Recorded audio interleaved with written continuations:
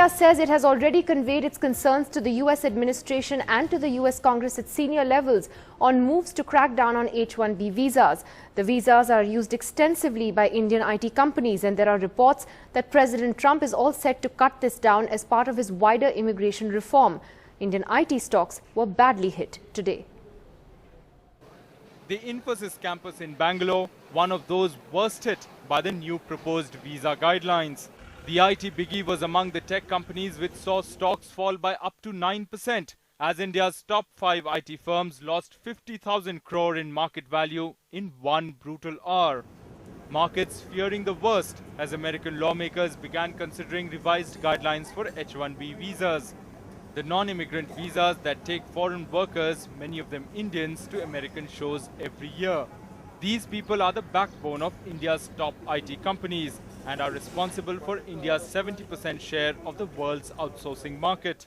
There are many uncertainties along the way, and I think it would be premature to really read too much of significance into the draft which has been tabled at this stage. The legislation aimed at discouraging foreign workers replacing American employees calls for more than doubling the minimum salary of H-1B visa holders. They will now get $130,000, up from $60,000. This rise makes it difficult for Indian companies to hire employees on H-1B visas to work on projects in America, and is designed to hit where it hurts, profitability of these companies. As an IT profession and veteran in this IT industry, I would say that this is going to affect a lot. The major, business comes from US. So this can have a great impact on the IT industry as such, not even only in IT, but the remaining industries also. India's interests and concerns have been conveyed both to the US administration and the US Congress at senior levels. But it's of little solace to engineering students like these, who say they've never feared more for their future. I know many of my friends who are in computer science and all, so IT firms used to hire them. And the effect of this decision, even the speculation of this, was seen in our placement session.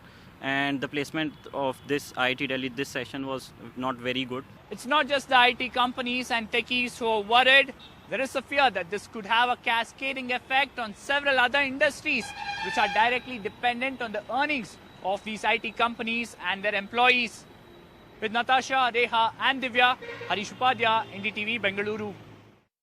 Well, Mr. R. Chandrasekhar, the president of NASSCOM, joins us on NDTV today. Mr. Chandrasekhar, how concerned are you by these developments? In a sense, you knew that this was coming, given that President Trump has been talking about this for a while, but with reports that this executive order could come this week and this legislation coming into the House of Representatives, how worried are you?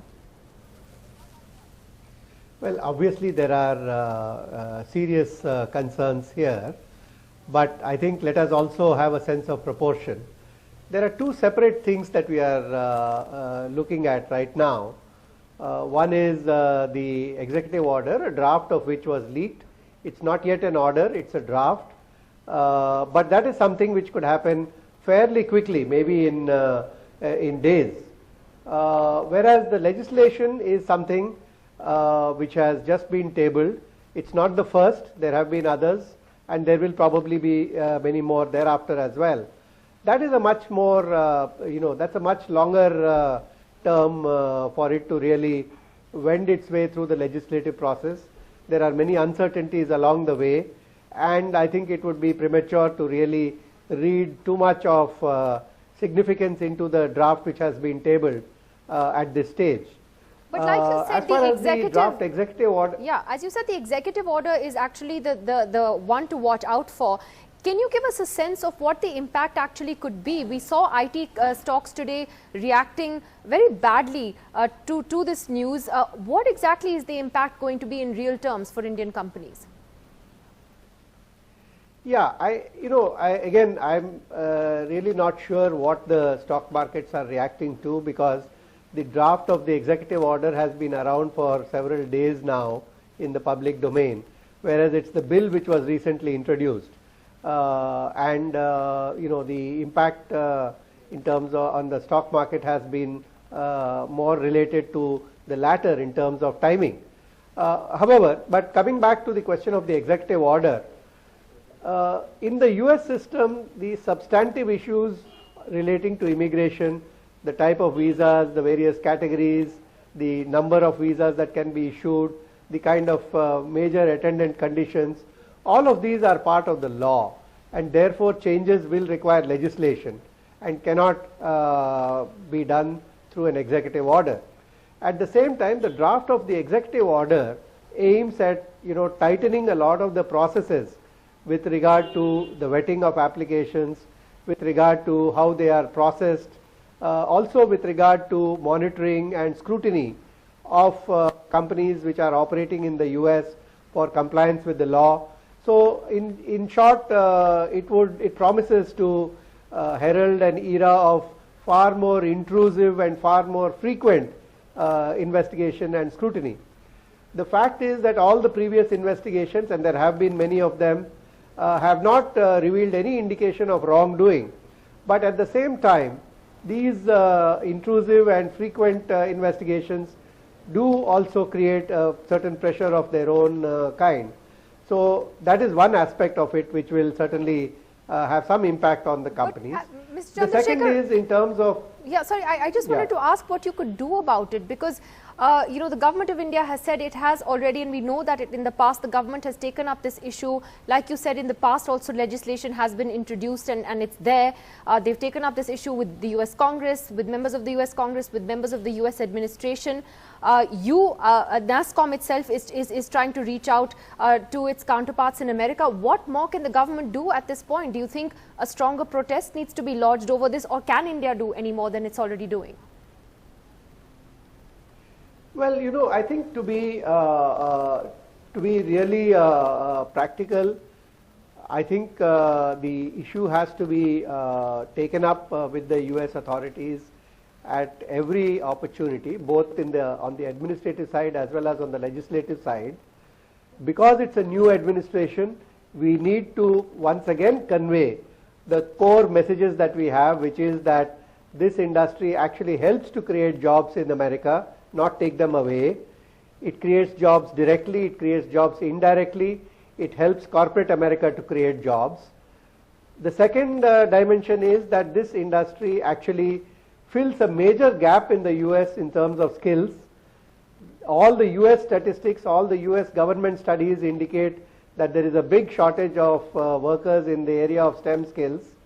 There are more than 2 million jobs which are unfilled, and it will grow to 2.4 million by 2018, and more than half of them are in IT related areas within STEM. So these such workers are simply not available in the US. And unemployment rate in the US in this segment is below 2%. But is there a worry that you also and have... more than 50%... Sorry, go ahead. ...of people who are enrolling in colleges in these areas are foreigners. And if you want to hire even those people, you need visas. So these are some of the ground realities, none of it changes because of either the legislation or the executive order. So I think those are the realities they have to grapple with.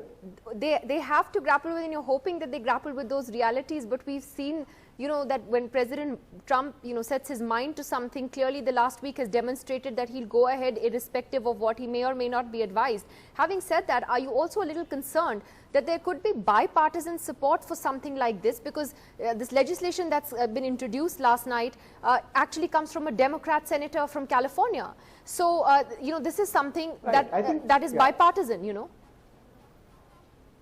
No, I completely agree with you. The fact that there are rational and fact-based arguments warranting something different are no guarantee that these kind of steps will not be taken. There are, after all, political dimensions to such decisions. There are emotive and perceptual dimensions to these decisions. And therefore, we have to keep that into account, take that into account.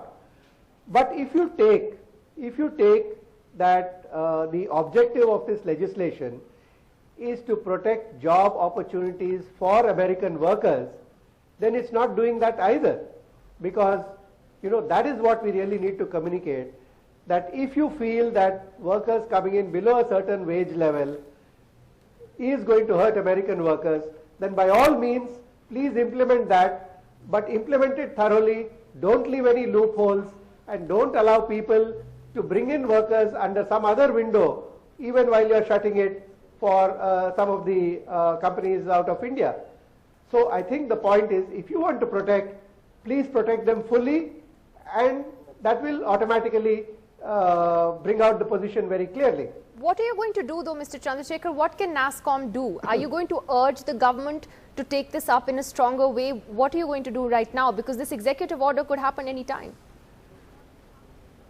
Well, there are 2 or 3 different things.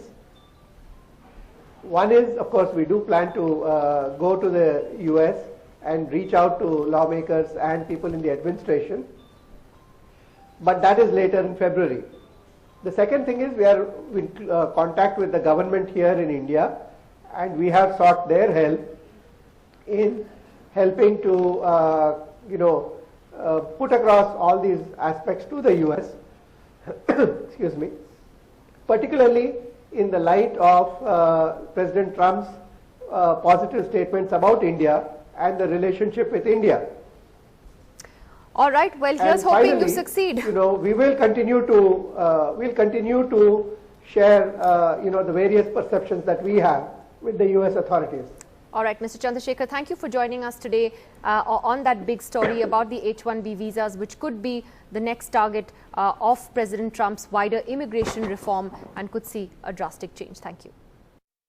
Well, joining us on the program now is Ambassador K.C. Singh, PN Vijay spokesperson for the BJP, Manish Tiwari, senior fellow with the Atlantic Council, and of course he is a spokesperson of the Congress party as well. Ajay Kola, the founder and CEO of wisdomjobs.com, also joining us tonight. Ambassador Singh, to you first. We were actually talking about this yesterday on the program, the potential action that could be taken by President Trump, and more and more reports are coming out of this leaked memo from the White House. How do you think the Indian government should handle it? Because today the MEA said we've raised this, we've taken it up at very senior levels. Is there anything more that India can do?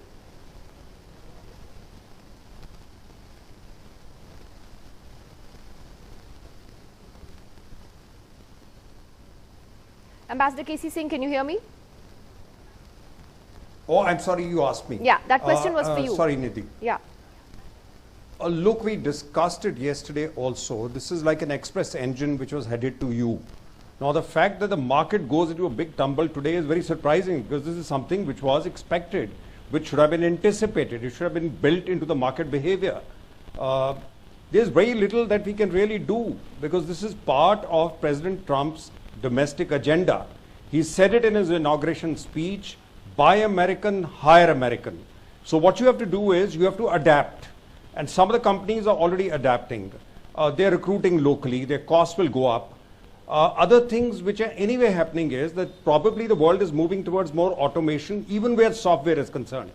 Now, these are the parallels of an industry which is supporting the software development in other places. They are not really products being produced by us. We haven't produced a Google or a Yahoo. The Chinese have done it, Alibaba is there, and so on and so forth. We haven't done that. So as a result, you have now to scamper and cover your bases. There's very little that you can do by bilateral demarches, because for Trump, it is not India specific.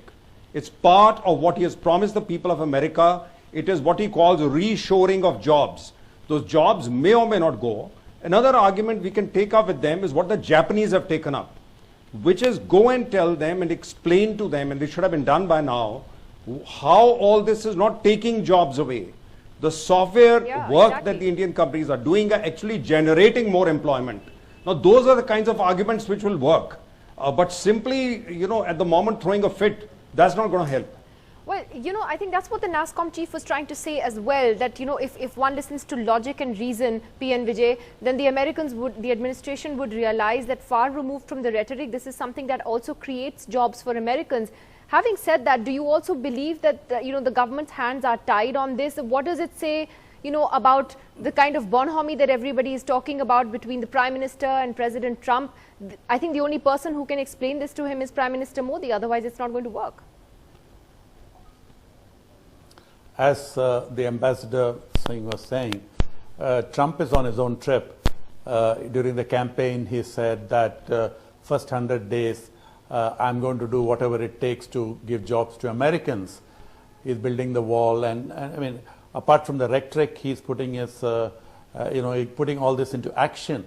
I think the government of India, of course, will do all that it can, because the IT industry is in India is one of its most success stories. We got a global competitiveness, and we'll take it up at every possible level, I'm sure.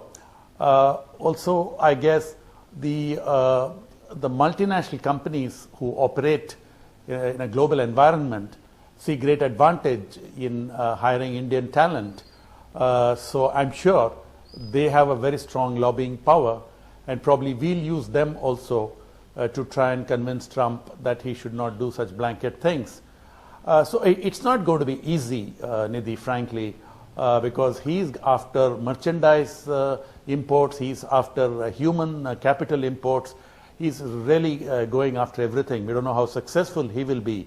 On the other hand, it's also an opportunity for our IT sector, which has got huge amounts of cash in its books, to rejig itself in two ways: to create capacity here in India so that most of the H1 jobs which are done there could be brought back to India, to our technology parks. It's not impossible. Some of it is happening. IBM is doing it, Accenture is doing it. Indian companies should also do it in very great measure. And of course, the second thing is the IT companies, for reasons of profitability, have totally ignored the Indian market. They should take this as a challenge. After all, every industry is being disrupted by something or the other. They should take it as a challenge and put more money and people into bringing in more automation, more technology into the Indian environment, where we are really crying for more. That is an important point. They should also look inward and try to do that. And one of the other things you said, which I'll take to Manish Tiwari, is when you said that Trump is on his own trip. And therefore, Manish Tiwari, this is an unknown entity we're dealing with. And as I was saying to the NASSCOM chief as well, you're dealing with someone who's not listening to advice, he's not listening to logic or reason, and that's reflected already in many of the decisions he's taken. And the fact that he's on his own trip, means, we're hurtling into this with, big consequences. Well, Nidhi, I think you need to really see this development in a broader context. The fact is that President Trump is challenging the status quo as it exists on almost every possible frontier. He is not only recalibrating domestic policy, but he is also recalibrating as to how he would like to define America's national interests. He's challenged the existence of NATO. He wants to draw down from Asia. He's already opted out of the Trans-Pacific Partnership. He wants to talk to DPR Korea. He's extended a hand of friendship to President Putin. There are going to be implications in the Indo-Pacific region if reshoring of American jobs takes place, more in the context of the Chinese economy than only in the context of the Indian economy. So therefore, you are dealing with a fundamental recalibration of what America's national interest, as Donald Trump understands it, is playing itself out. So therefore, I would agree with what P.N. Vijay said, or Ambassador K.C. Singh said, that rather than look at it only in terms of being hit by something which frankly was expected, it should be seen as an opportunity to try and rejig the business model, see as to how we can reshore those jobs, because as the walls will go up of protectionism, a large number of American companies would also start looking beyond the shores of the US to take a lot of the IT related work, which in any case, can be done given that all of it exists really in the virtual world. So therefore, I guess this is an opportunity for the Indian information technology sector and some of the other sectors to really redefine itself. Okay, I'm also going to read out, we just seen the Congress's Anand Sharma, former Minister of State for External Affairs, also reacting, saying that that what the MEA has said today is not enough. You have to lodge a protest in very clear terms. It's not enough to convey sentiment. I'm going to come to that in just a moment. But Ajay Kola, just to get a sense from you on what the IT industry is feeling right now. I mean, why is there a sense of panic? As K.C. Singh says, and as everyone actually has been saying, we should have expected this at some point. And, is it really a surprise that any of this is happening now? Hi Nidhi, thanks. Actually, we need to look this one into then two different ways. One is about the financial way for the IT companies, and then employment within India and then within US. So when we are coming to the financial way in the IT companies, yes, it's going to be impact some part, because there are huge margins which the companies are playing for to get the more revenues and more profits over there, for even the with the huge volume of people are going from here to there, and for the employability. So normally for every company they are going to be operating at two different ways. One is an offshore level and the on-site level. In the on-site level, they are going to be like in the payroll that the entire the rate per hour or per day, it's going to be a huge one in the US. But in the offshore, the cost is very low. That's the reason like a lot of people is working from here. Almost on 60-40 ratio is what they are going to operate normally. When coming to the employment wise, yes, it's going to be the time being it's going to impact, but in the long run it's going to get the benefit for India, because of the most of whatever the mid-level positions. For example, now they are moving from 65K to 130K, almost they're doubling the entire band. So almost whoever is going on between the 65 to 130K of bandwidth, who is going to the on-site, instead of going to the on-site, the people will get an opportunity within India. So you're saying it actually retain talent in India. You're saying that in the long run, it will actually retain talent and skill in India rather than have it sent abroad. Yes. So normally the companies are going to, they need the manpower. Finally, they need to complete the entire task. So they need to complete the entire deliverability what they're expecting of the IT. So instead of they are going to get the people from the offsite to the on-site to the US, instead of working over there, and they can be outsourced their entire the project to here, and the people is going to work here. So as everybody is mentioning about the talent pool within the US, so they are having some kind of talent crunch is being there. Because it gives us a different point of view, Casey Singh, on looking at this, because otherwise IT companies are very concerned. NASSCOM, otherwise is quite concerned about how this will play out. But do you agree with Anand Sharma, Casey Singh, that the government should have been able to get more credible assurances, as he puts it, from the Trump administration, although it's, frankly, just a few days old, that it's not enough to say you've conveyed your sentiments in the past, that it's time to lodge a stronger protest? That's a political argument which I would imagine the opposition party is entitled to make. But really there is not all that much you can do. Trump is on a rampage. He's firing people who get in his way. He's issuing an executive order or two a day. He's just literally ticking off things, to do task in the first 15 days. So let him go through this initial thing, as Manish said, and then let's pick up the bits, because new markets will open up. There'll be some market he'll vacate in China. Let's see what we can do with China. Our companies have gone to China. So we'll have to 25% of our IT exports go to UK. Now UK is also detaching from Europe. Maybe you have to start looking at European market more seriously. 60% of our exports are going to Canada and US. Maybe we need a bigger footprint in Canada. Let's see how NAFTA is renegotiated. So I don't think this is a time to sort of cry over spilt milk. But we will take a hit initially. By all means, take it up strongly with the US government. But this is not something over which you strain your relationship or anything. But convey it to them that they also need the Indian market. We have e-commerce coming up. There are other kinds of platforms in India. Now, if they want access to our market, Apple wants to manufacture here, etc.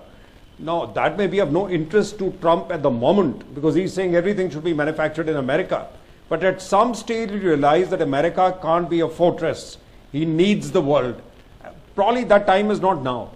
But it's interesting when you say that this shouldn't be something that will strain relations. But Manish, I'll come back to you on that. Does it have the potential, though, to strain relations? I mean, you have two leaders who clearly, it appears to have, hit it off at some level. Mr. Modi being the fifth world leader who was called up by Donald Trump even before, he spoke to Vladimir Putin and some other key leaders.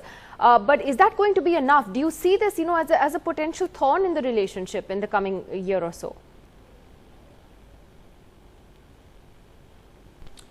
Well, the fact is, Nidhi, that people will or countries will have to readjust and recalibrate themselves to the world as Mr. Donald Trump views it. So therefore, there are two ways of then approaching it. One is, of course, confrontationist, and at some point in time, India will have to stand firm and should stand firm in order to convey as to what its national interest is all about, and then also tell them that, well, if this is the manner in which the US is going to indulge in a certain amount of exceptionalism, which is engage with the world on its own terms, then other countries can also indulge in that exceptionalism and engage with the US, especially the manner in which we've opened up our entire defense market to them, you know, through the foreign military sales route, and I can give various other examples. But as Ambassador K.C. Singh was rightly pointing out, that you have somebody who is trying to fulfill campaign promises that he's made. Now, ultimately, how much of it goes through Congress, you know, how much momentum it loses as he goes along, as the realities of governance sink in, this is really work in progress. You know, this is an evolution in the making, and therefore I think it will not be in our interest to really be the bull in the china shop, because there's already one bull on the rampage. So it's better to wait and see as to how this pans out, and then calibrate India's national interest and see as to where we can find points of convergence. B.N. Vijay, is there anything though, when Manish Tiwari was talking about, you know, then India perhaps standing up and saying that, you know, there are things that we can do if you're going to do this, will a point have to come where India will have to just say that this is not acceptable, and, you know, that, you know, we can take reciprocal measures? Surely not in the immediate future. Nidhi, we should understand that Trump is not singling out India. His is a geopolitic that he's playing out, and we are one of the players, not even the biggest player. And let's not forget, in this H-1B visa, he has removed the country-wise cap, which is a huge positive for India, because you would remember India's cap would get filled up within a week, whereas others used to have you know, much better advantage on caps. That's been removed. So it's surely not directed at India, and I think it will be better tactics for the Modi administration to engage with Trump. Let's not forget some of the positives that are going for us. Manish mentioned a couple of them. One is in Trump's overall world view, containing Islamic terrorism and containing China's you know, strength over the global economy are more or less in line with India's interests. So if there is one global friend for America right now, it could be India. And secondly, America's interests in India have become huge in the last 15 years, whether it's defense or e-commerce or banking or financial services or whatever it is. America has a huge involvement in India. So we have to learn to live with each other. And I think we should not be confrontational with Trump at this point in time.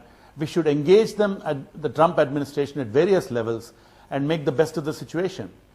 All right. Well, last question to Ambassador K.C. Singh is that, do you see as a result of this other countries perhaps benefiting? You know, student visas could be hit as well. It's not just the H-1B visa. Do you see Canada, Australia, you know, now doors opening for students to go elsewhere? Is America going to lose out there, possibly?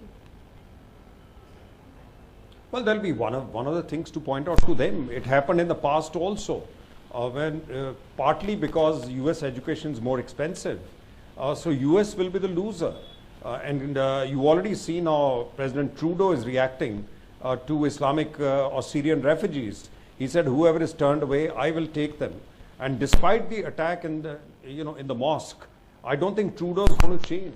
But let's see also how Trump renegotiates North American free trade area. We don't know whether it'll be useful for us, even for IT and other industries, to reposition in Canada or Mexico. Let him finish smashing all the eggs first and then cook an omelette. I think he's the kind of guy you don't be the first one to take on. This is not Jakatu. This is a wild bull. All right. Well, all those references to food, Jallikat, it's all come into the course of this discussion. Thank you to you all for joining us on the program today. It continues to be a story that we'll be tracking very closely over the next couple of days. Thanks very much.